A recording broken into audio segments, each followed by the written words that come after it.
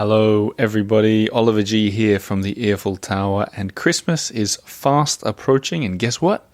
For the first time in my, 10 plus years in France, I'm staying here in France for Christmas.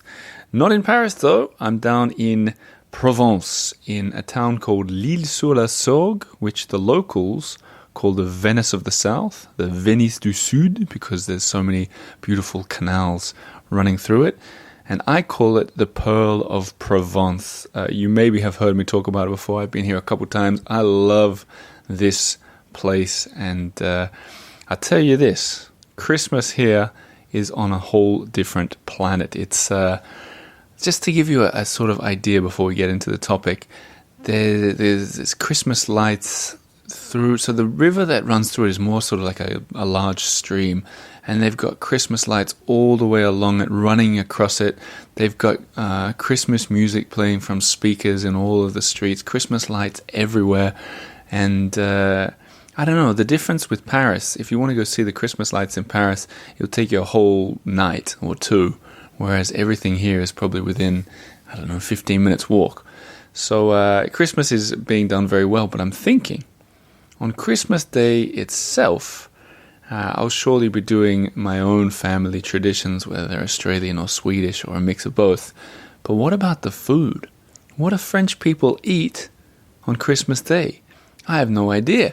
So I figured I'd take my microphone and go off around this lovely little town to ask some people in the know what the French eat for Christmas. So that's the topic of this episode. You'll hear a lot from Nathalie, who works at Maison Moga, which is sort of a delight for anyone who likes, I guess, specialty food, cheese, wine, and hams, especially cheese. We talk a lot about cheese. And then I went on to a very lovely bakery, La Maison Jouvaud, not far away at all, and got into the topic of French desserts for Christmas, but especially Provence desserts. There's also quite a bit of chat with these locals here about life in Provence and Christmas in Provence as well. But mostly the topic is what the French eat at Christmas. The next thing you'll hear after the music is Nathalie and me sitting upstairs at her lovely shop. But first, a huge thank you to everyone who is a supporter of this show, whether it's on Patreon or Substack. I would have given this up an age ago if it wasn't for you guys. Loads and loads of bonuses lately for you guys, but also just a huge merci for keeping this thing spinning. You can even, by the way, gift membership on Patreon at the moment, so if you're looking for a stocking stuffer for someone you know who loves this show, that is the thing to do. I'll be back at the end with more. Let's get into the episode.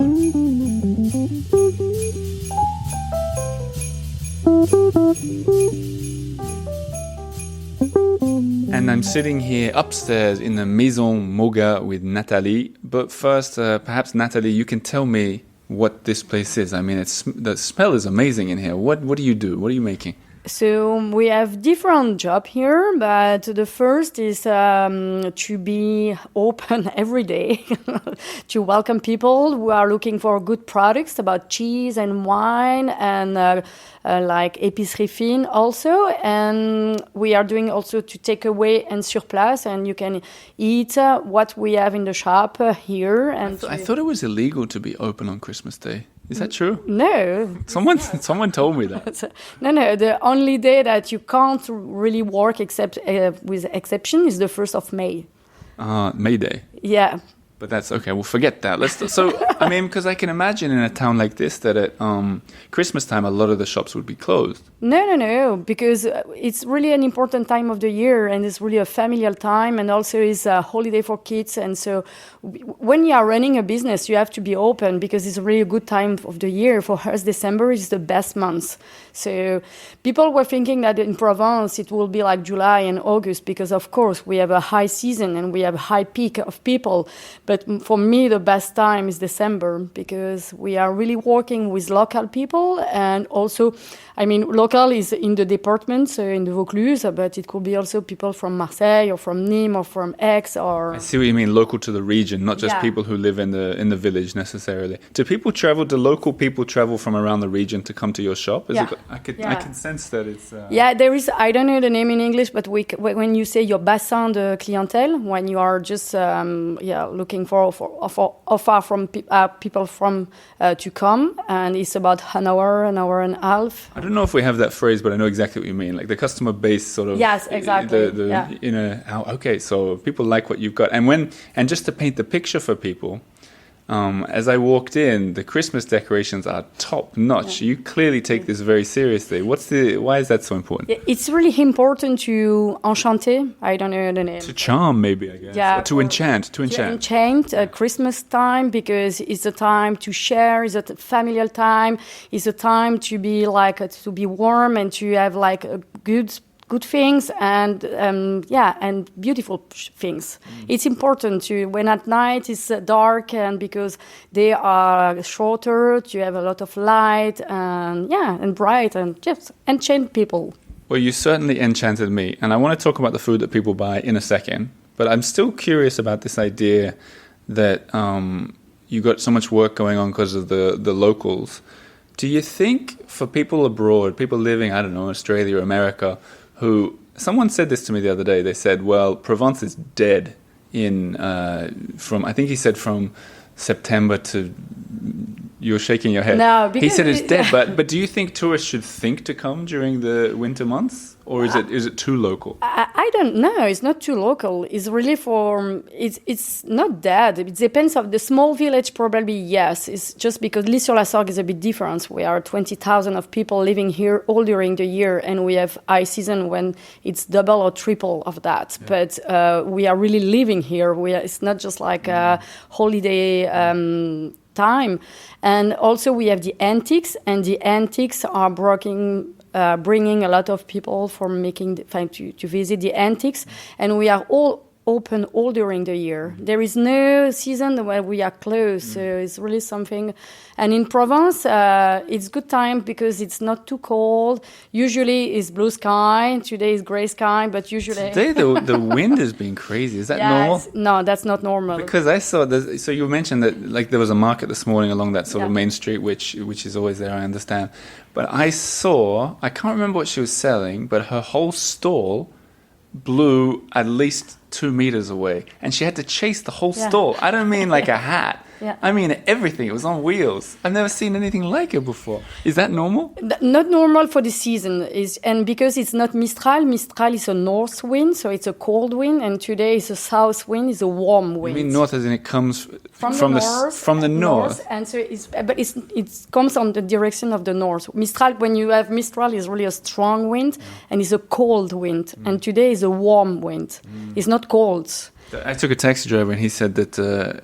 He said, "Oh, the Mistral." He said, "It's méchant, it's mean, it's cruel. It's a cruel wind that blows." Yeah, it is a hard wind because it really feels you like really cold. And when it's cold and you have Mistral, the temperature ressentie is like min 10 degrees. Yeah, like what it feels like. Okay, and so those back to Christmas though. Do those winds blow? I mean, right now we're sitting upstairs. You've got Christmas like baubles. Like the sort of balls you'd hang on a Christmas tree that are the size of, I mean, that is enormous. I couldn't put my arms around those spheres. Do they blow away? No, because we know that we have wind. So. He's tied down. Okay. So I promised that I'd talk about Christmas, and we've been talking about lots of other things. Let's talk about specifically very tangible Christmas stuff, what people are coming in to shop. Are you targeting like what you're selling towards this Christmas?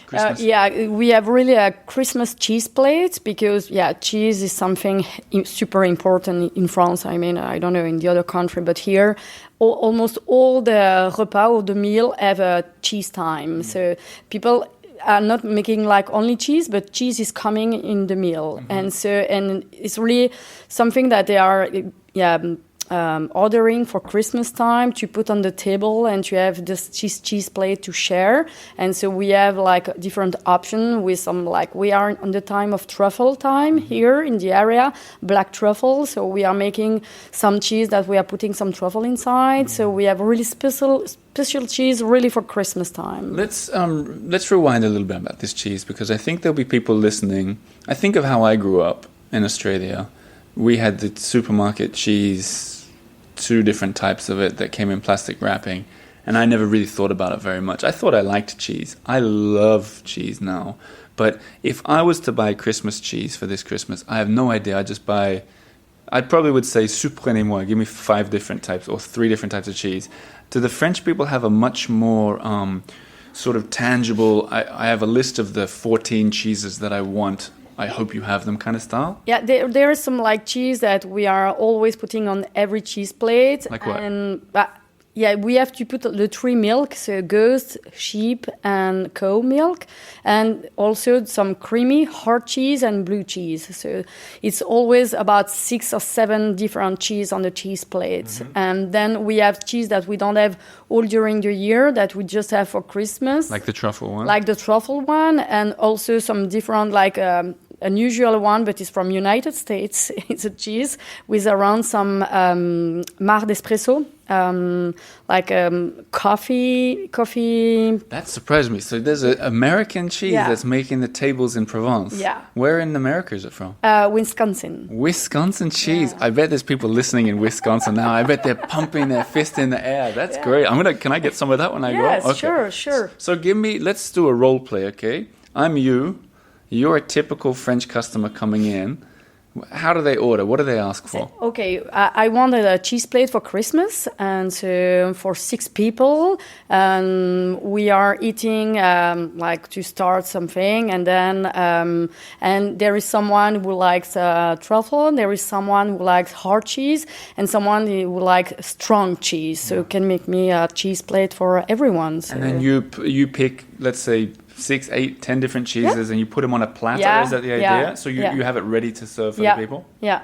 Okay. So there is different options, but usually here we call that cheese for fin de repas, end of the meal. But we do also some cheese plate for the aperitif. So we are cutting all the cheese in small pieces. You have like a fingerful, so you can just eat cheese like that.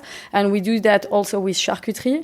But now, since 3 years, I really see a change in the way that people are ordering cheese, because I'm making more raclette.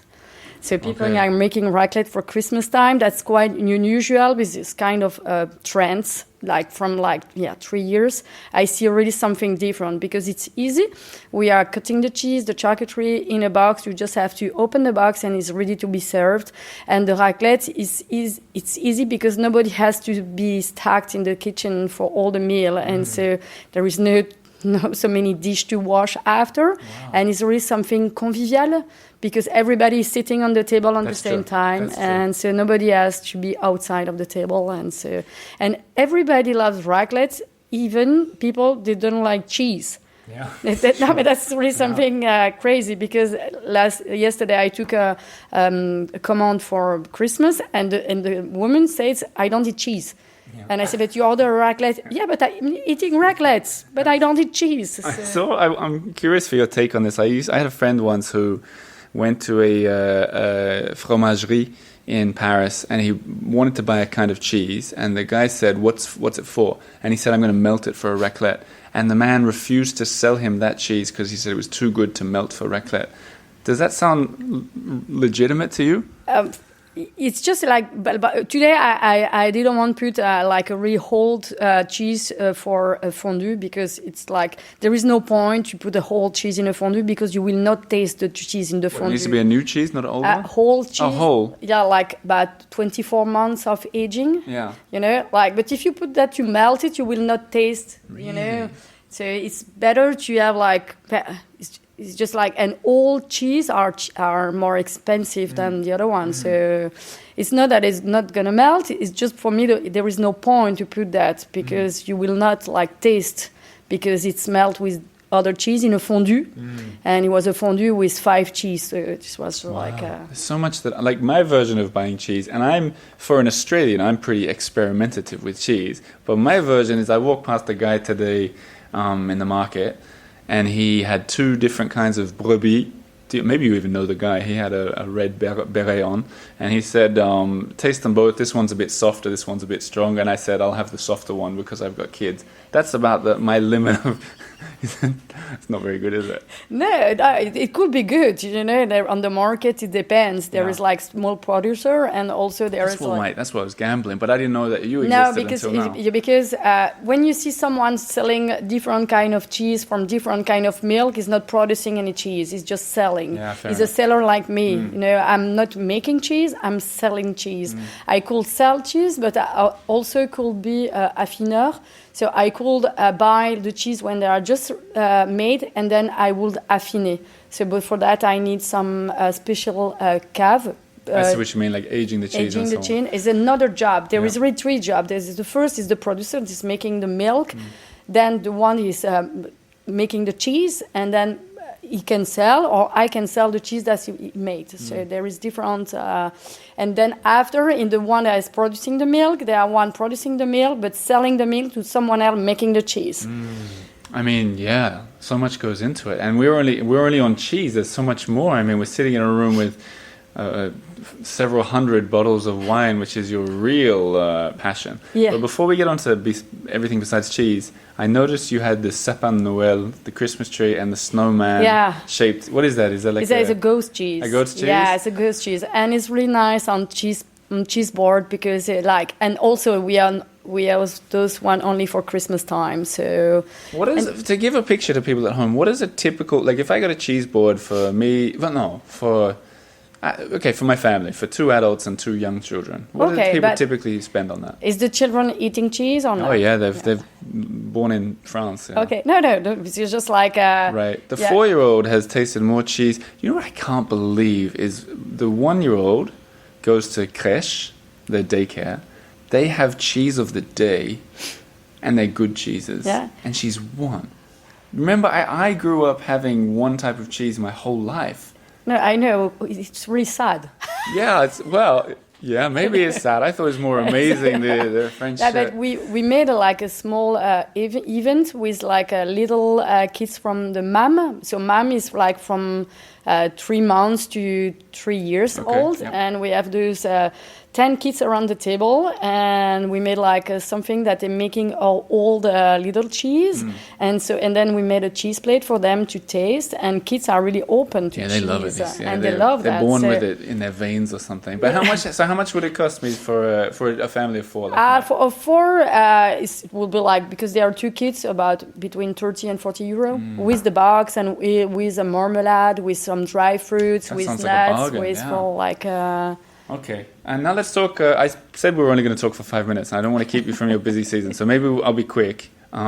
But in terms of, you also do meats here and stuff. Do people buy a lot of charcuterie for Christmas? Less than cheese, obviously. Okay, so we hit the main thing now. Yeah, but on the raclette we made a charcuterie with. So we have a lot of order of cheese and charcuterie for the raclette, and also cheese and charcuterie for aperitif. Okay, let's talk about wine. And I know you used to be a sommelier, so now we're really in your domain.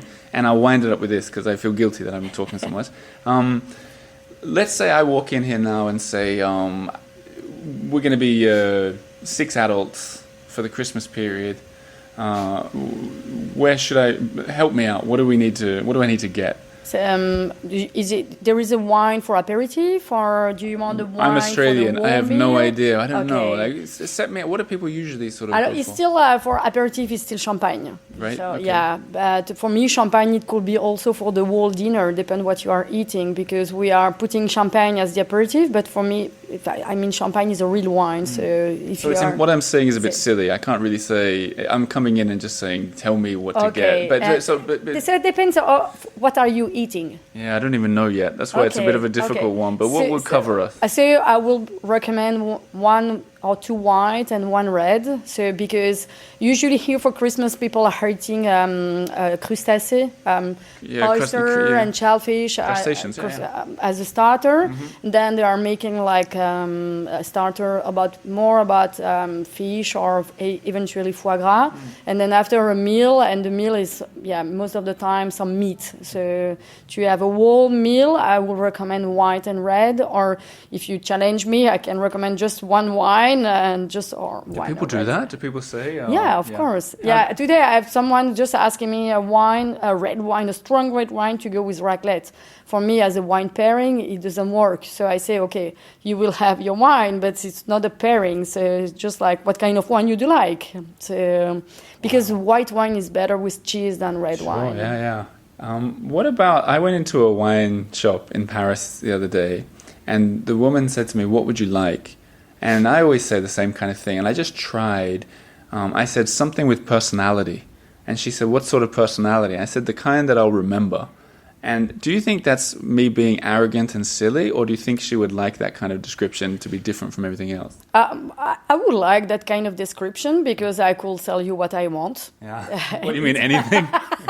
Something expensive that you want to get rid of. Not expensive, but if I'm telling you the story, because I met like a lot of wine producer. I'm still making some wine tour and just like and wine fair to taste. And I like telling a story because for me, my job is a passeur d'histoire.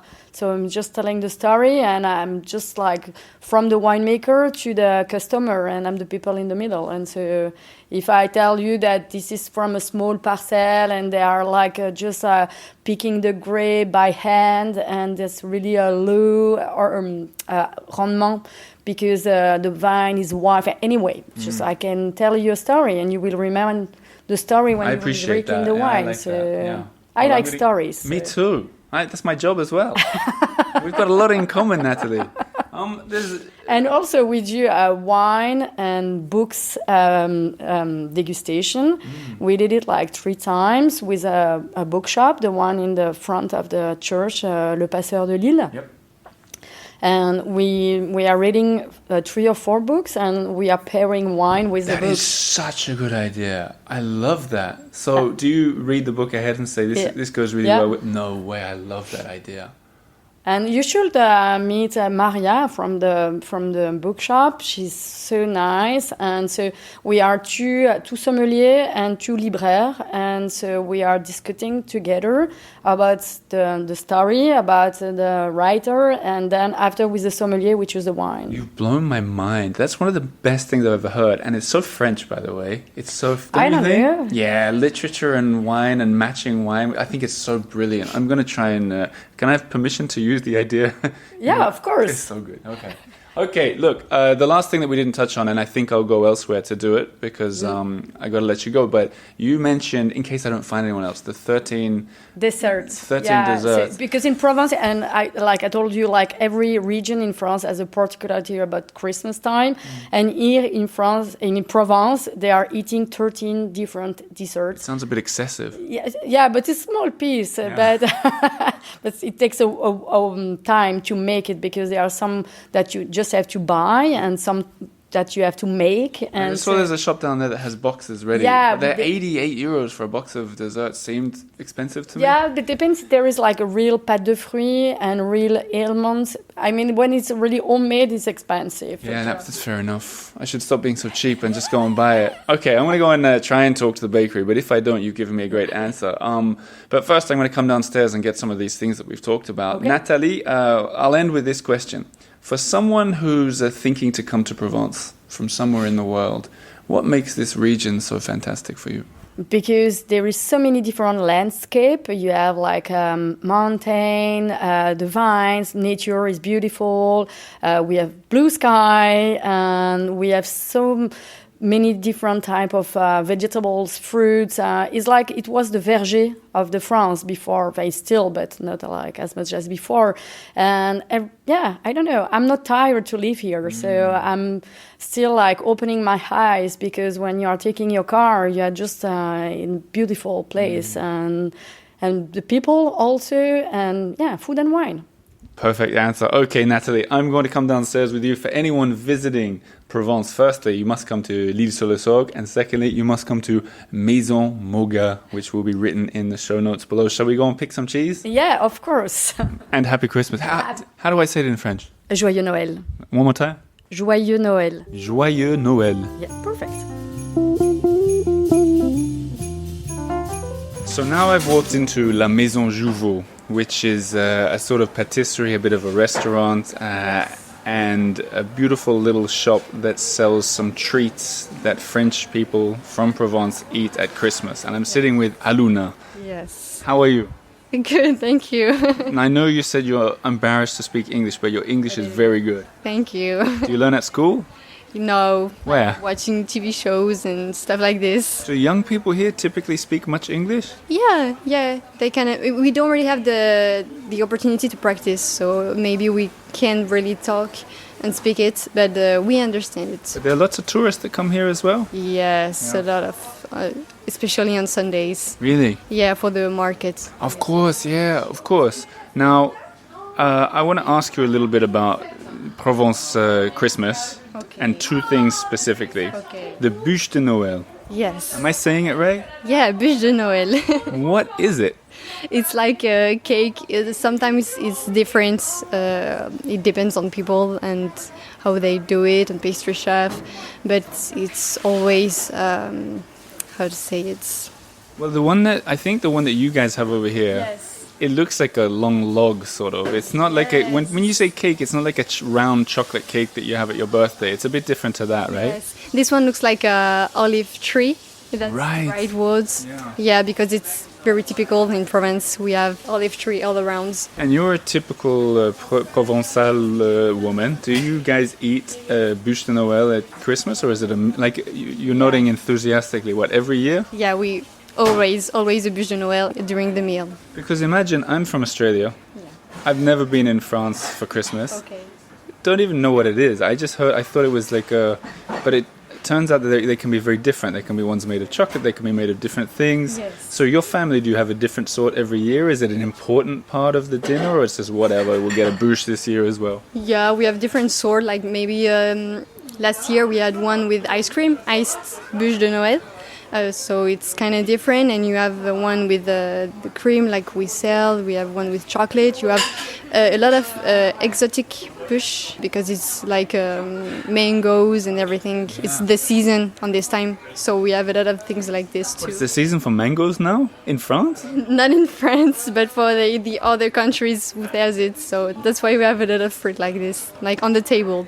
Perfect. And the one that you guys have here at La Maison Jouvaud, that's the one that you've done, that olive tree one, that's the one for this year. You're not going to change it?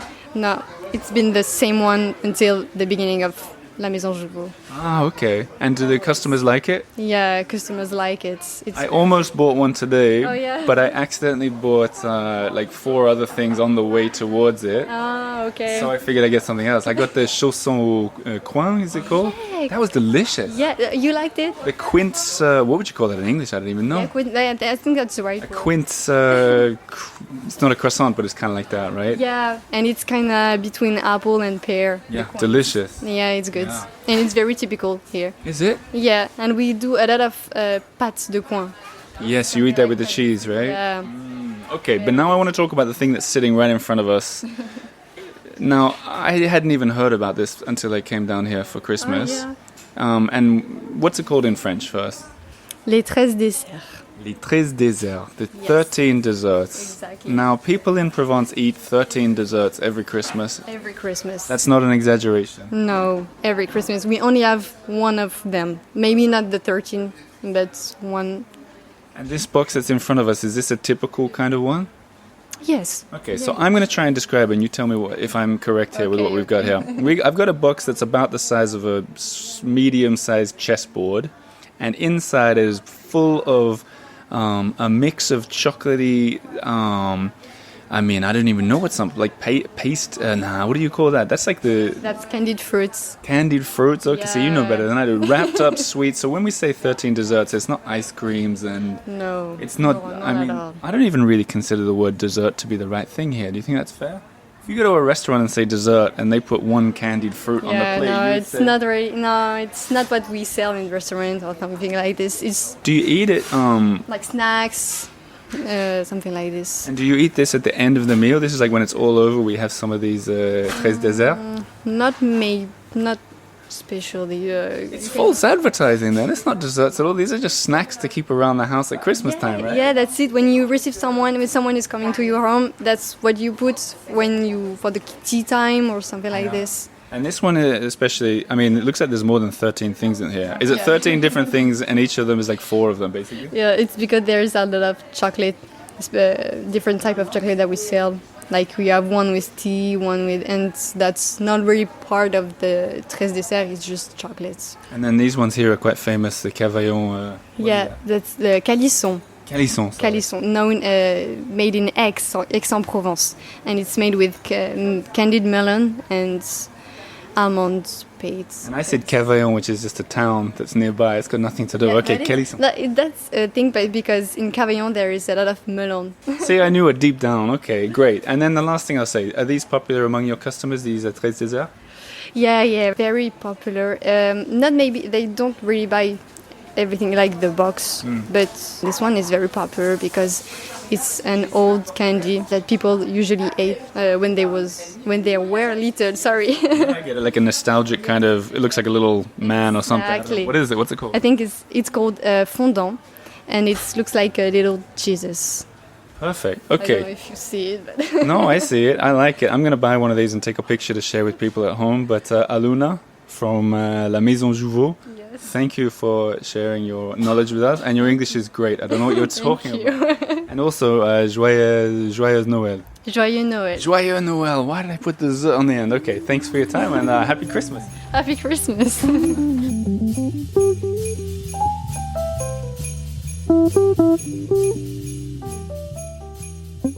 So there you have it, 2 chats with 2 locals in L'Île-sur-la-Sorgue. Names of the shops, names of things they talked about, even the town name will be in the show notes. So yeah, check it out. And if you make it to this beautiful corner of the world, go and visit them, say hello. I said to them both, there's a chance that people from around the world will be coming in to say hello at some point in the future. So if you do, make sure you drop my name. It won't make any difference for you, but it'll make them know that they picked a good horse to talk to for a couple of minutes at least. Anyway, Merry Christmas wherever you're listening from. I'm looking forward to seeing how the French do it. I'll be back again next week with another episode as always. Until then, merci beaucoup and au revoir.